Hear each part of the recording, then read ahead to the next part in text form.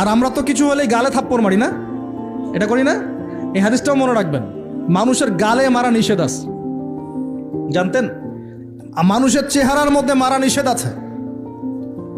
এই গালে চর মারা, গালে নাকে ঘুষি মারা, এই জিনিসগুলো নিষেধ আছে।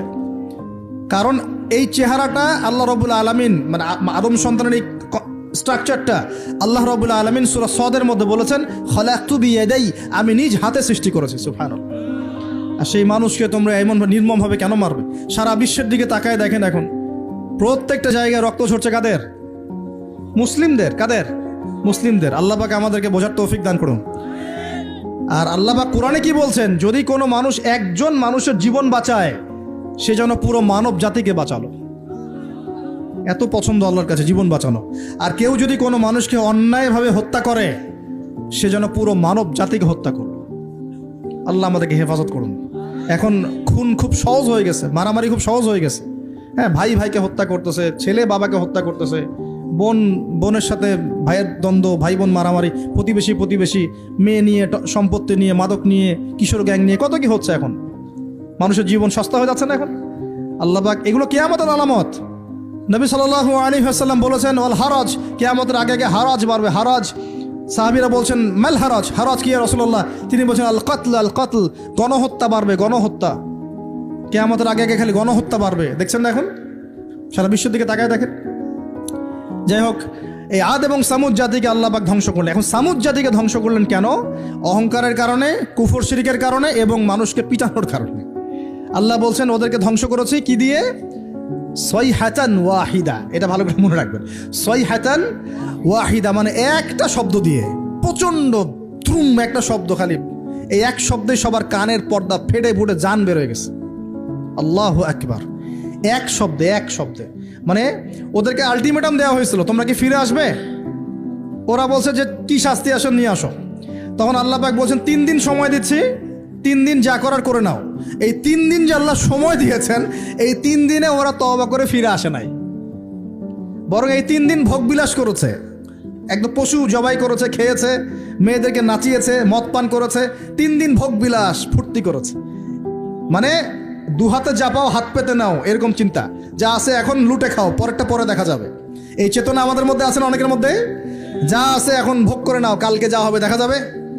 হ্যাঁ, কালকে যা হবে দেখা যাবে, এখন যা আছে নাও, ভোগ করো। এই চিন্তা ছিল ওই 3 দিন সামুদ জাতির। ওরা ভোগবিলাসে লিপ্ত হলো।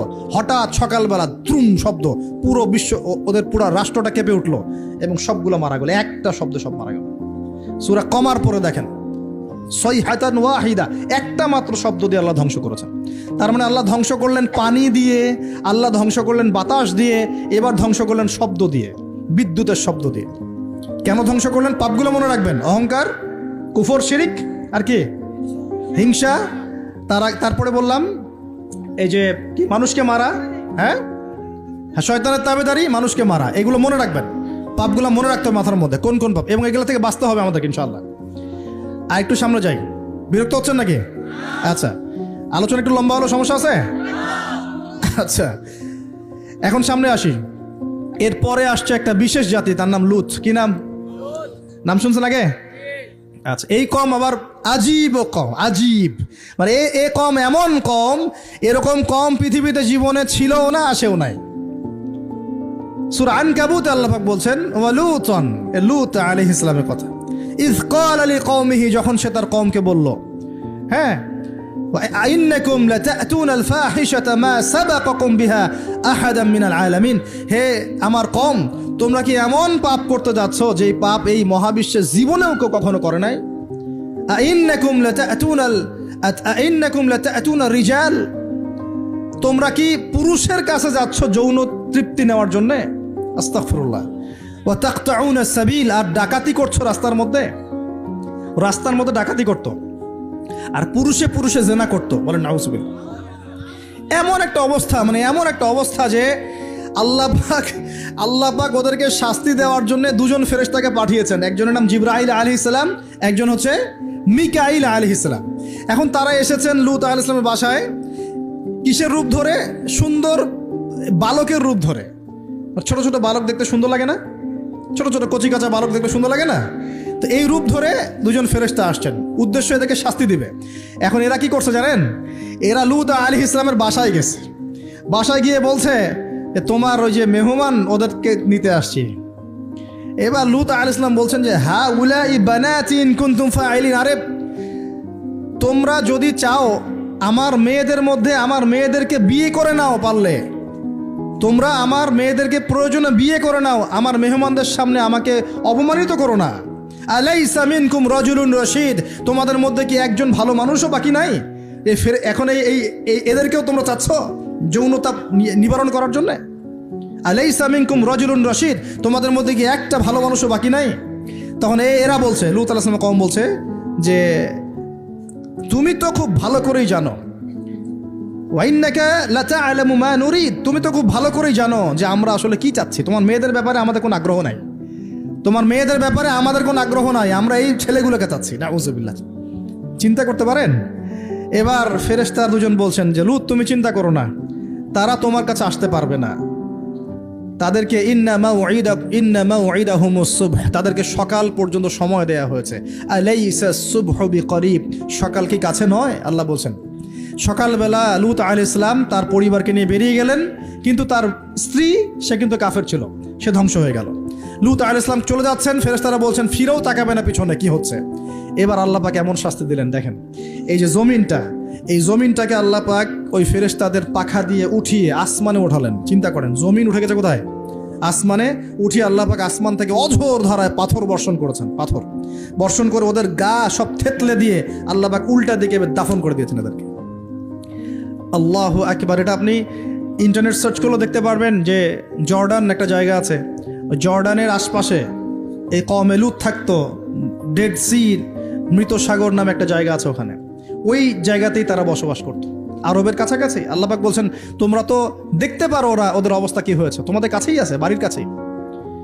কেন হলো এই পাপ, কেন হলো শাস্তি? কোন পাপের কারণে? শিরক কুফর তো আছেই, তার উপরে স্পেশাল পাপ কি? সমকামিতা। স্পেশাল কি পাপ? এই সমকামিতা উম্মতে মুহাম্মাদের মধ্যে ছড়িয়ে পড়ছে কিনা?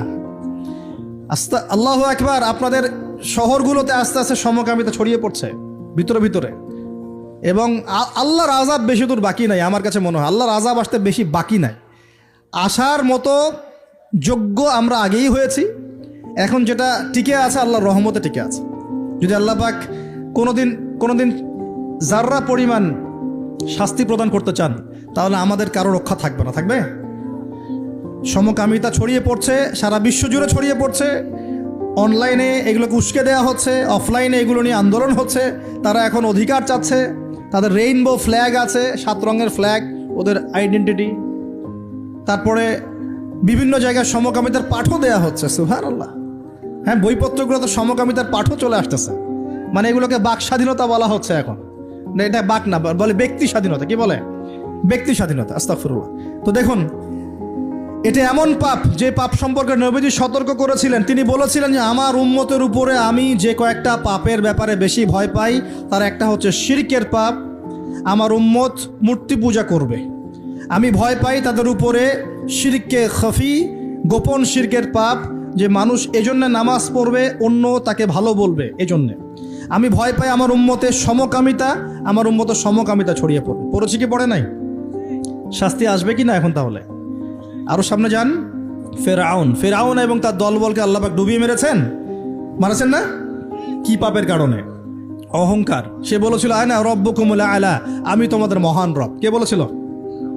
আমি তোমাদের মহান রব। কে বলেছিল? ফেরাউন। আনা রব্বুকুমুল আলা। আল্লাহ পাক শুধু তাকে না, তার পুরো দলবলকে ধসিয়ে দিয়েছেন। কোথায়? এই লোহিত সাগরে ডুবিয়ে দিয়েছেন। প্রিয় ভাইরা, এখানে মূসা আলাইহিস সালাম এবং বনু ইসরাইলকে আল্লাহ পাক নাজাত দিয়েছেন না? নাজাত দিয়েছেন। এখন সামনে আসেন, এখানে আরেকটা কওমের কথা বলে আমি সামনের দিকে শেষ করে দেব।